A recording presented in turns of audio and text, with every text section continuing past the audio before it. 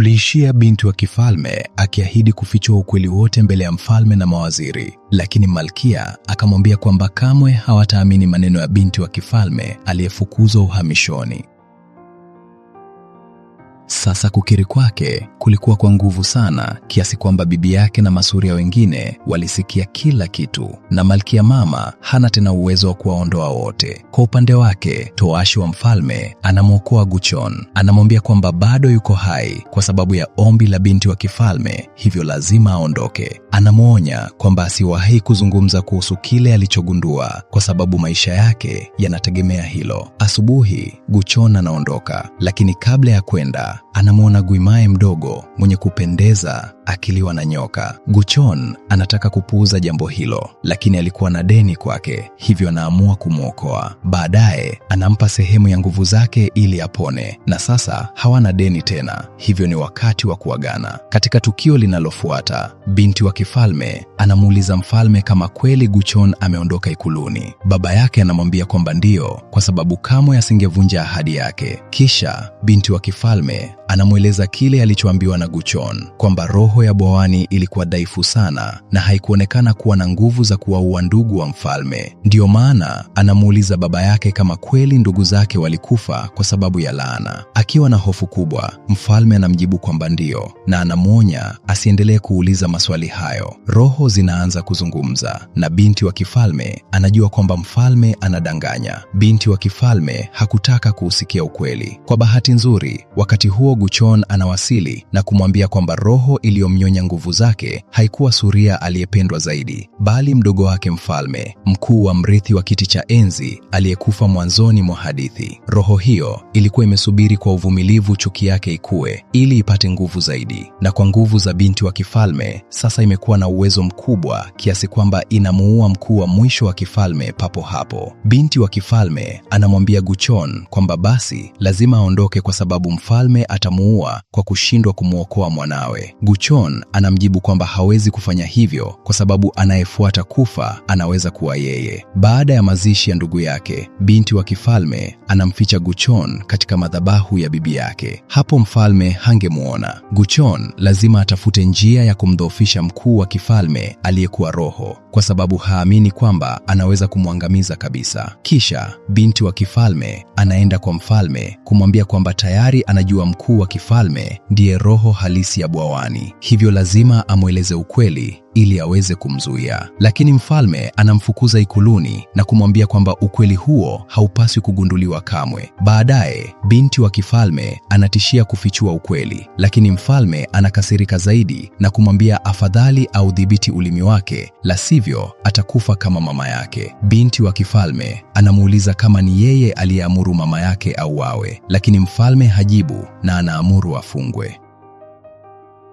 Kwa upande wake, Guchon anatumia siku nyingi bila maji wala chakula. Hiyo ndiyo njia pekee ya kukusanya nguvu zake zote ili aweze kupigana na mkuu wa kifalme katika ulimwengu wa pili. Ghafla mama wa mfalme anawasili na Guchon anamwomba ampe kitu chochote kilichokuwa cha mkuu wa kifalme, la sivyo laana itamfikia mjukuu wake na hata mfalme mwenyewe. Katika tukio linalofuata, mawaziri wa mfalme wanamwomba achague mrithi mpya kwa sababu kiti cha enzi hakiwezi kubaki bila mrithi. Mfalme anawajibu kwamba bado ni kijana na ana afya njema, lakini roho zilikuwa zikimkaribia zaidi kila siku. Usiku huo, mfalme anamwachilia binti wa kifalme na kumwomba aandamane naye kwenda kwenye kaburi la ndugu yake kwa sababu anapanga kufanya tambiko kwa ajili yake. Lakini njiani wanakutana na maiti nyingi na watu wengi wagonjwa. Daktari wa kijiji anamwambia binti wa kifalme kwamba ugonjwa huo si wa ulimwengu huu, kwa hiyo hauna tiba. Ghafla msichana mdogo anamkaribia mfalme na kumwomba msaada. Mfalme anaguswa sana kwa sababu msichana huyo ana umri sawa na mwanawe aliyekufa, hivyo anawatuma askari wake wamsaidie. Kutokana na ugonjwa huo mbaya, wanapaswa kurudi ikuluni ili kuzuia usiendelee kuenea. Kwa upande wake, mama wa mfalme anamletea Guchon mashairi ya mkuu wa kifalme aliyekuwa roho. Guchon anaamuru yabandikwe kwenye kuta za ikulu ili kuzuia mkuu huyo asiendelee kupata nguvu. Hilo linafanya kazi na wanafanikiwa kumzuia mkuu wa kifalme wa roho. Guchon alikuwa karibu kuwa tayari kukabiliana naye, lakini kabla ya kufanya hivyo, mganga anafanikiwa kumpata na mfalme anaamuru auawe. wauawe. Gucheon anawaonya walinzi kwamba wasipomzuia mkuu wa kifalme wa roho, mfalme ndiye atakayefuata kufa. Utabiri wake haukuchukua muda mrefu kutimia. Mfalme anaanguka ghafla na kuwa karibu kufa. Binti yake alipomwona katika hali hiyo, anamwambia kwamba hatimaye analipa kwa uhalifu aliyoufanya miaka 30 iliyopita. Hata hivyo, bado ni baba yake, hivyo anaenda kwa Gucheon kumwomba amwokoe. Gucheon anamwambia kwamba lazima wachimbe mwili wa mkuu wa kifalme aliyekuwa roho, lakini hilo lilihesabiwa kuwa usaliti. Hata hivyo, binti wa kifalme anaamuru lifanyike kwa sababu ndiyo njia pekee ya kumwokoa mfalme. Gucheon anaingia tena ziwani, lakini kabla ya hapo, binti wa kifalme anamwambia atangulize maisha yake kuliko yake. Ikiwa atalazimika kuchagua, achague kujiokoa mwenyewe. Gucheon anamjibu kwamba hilo ndilo alilokuwa amepanga kufanya.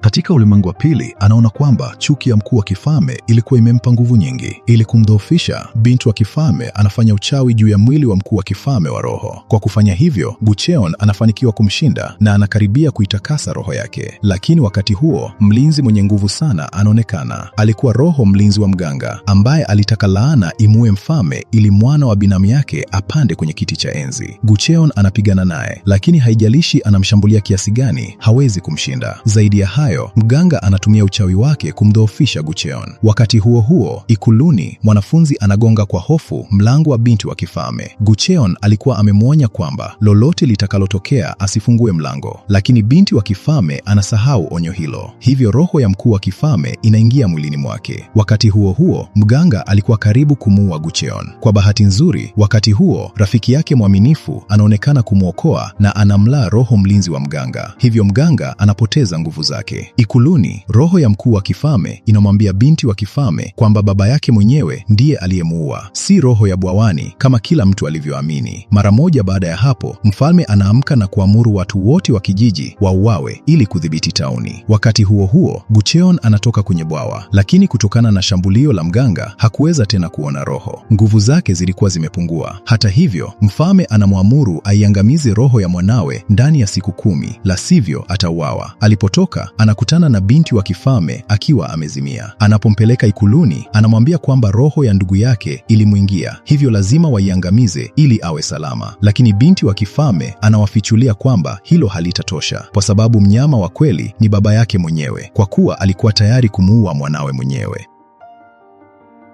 Wakati huo huo, Toashi anamwambia mfalme kwamba baadhi ya askari waliwasaidia watoto wa kijiji kutoroka, hivyo mfalme anaamuru wauawe mbele ya askari wengine ili kuwafundisha nidhamu. Katika tukio linalofuata, binti wa kifalme anamuuliza Gucheon inakuwaje kutoweza tena kuona roho. Gucheon anakiri kwamba ni jambo la ajabu, lakini anahisi amani na utulivu, ingawa huenda nguvu zake zikarudi atakapomshinda mganga aliyemlaani.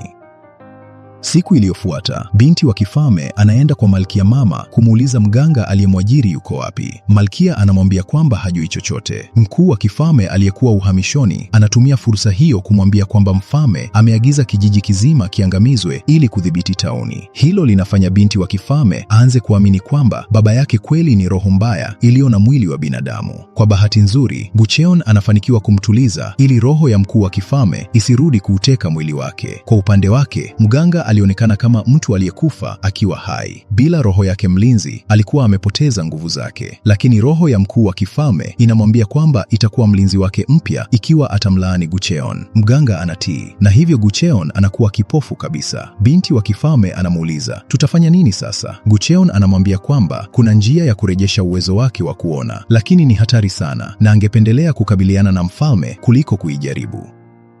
Tukibadilisha tukio, Malkia mama anatambua kwamba vifo vya wakuu wengine wa kifalme vilikuwa vya kutatanisha sana. Hivyo, anaanza kuchunguza na kuhisi kwamba hawakufa kwa sababu ya laana. Malkia anathibitisha tuhuma zake wakati mrithi mpya anapougua baada ya kula pipi zile zile ambazo binti wa kifalme alimpa. Binti wa kifalme anaposikia jambo hilo, anashtuka sana na kupoteza fahamu. Kwa silika, anaenda mahali salama zaidi alipopajua, yaani kwa bibi yake. Bibi yake anamwomba amweleze kinachomsumbua. Kwa kuwa binti wa kifalme alikuwa akimwamini sana, anamfichulia kwamba amegundua ukweli kuhusu laana. Ndugu wa baba yake hawakufa kwa sababu ya roho ya bwawani, bali baba yake mwenyewe ndiye aliyewaangamiza. Mwanzoni bibi yake haamini, lakini baadaye anamwambia atamsaidia, ingawa kwanza anamuuliza ni nani mwingine anayejua jambo hilo. Binti wa kifalme anamwambia kwamba ni yeye pekee anayejua.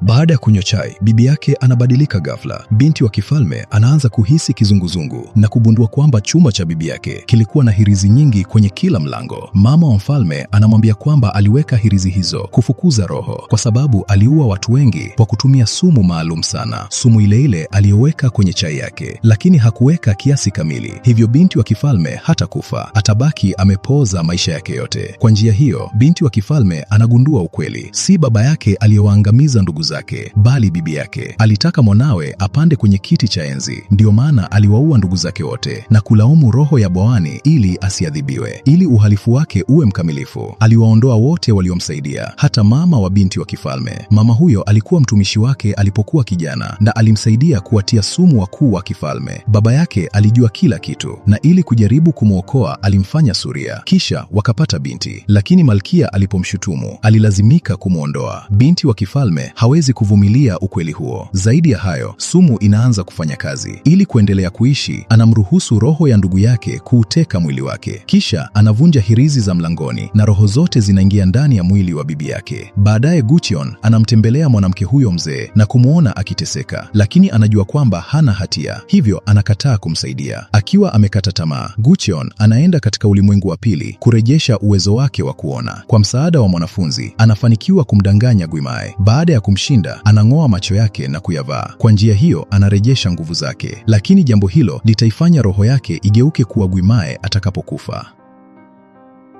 Ukweli wote kuhusu laana na usaliti wa kifalme umeanza kufichuka, lakini vita vya mwisho bado havijamalizika. Tutaendelea na sehemu ya 4 na ya mwisho, ambapo hatima ya Gucheon, binti wa kifalme, na familia ya kifalme itaamuliwa.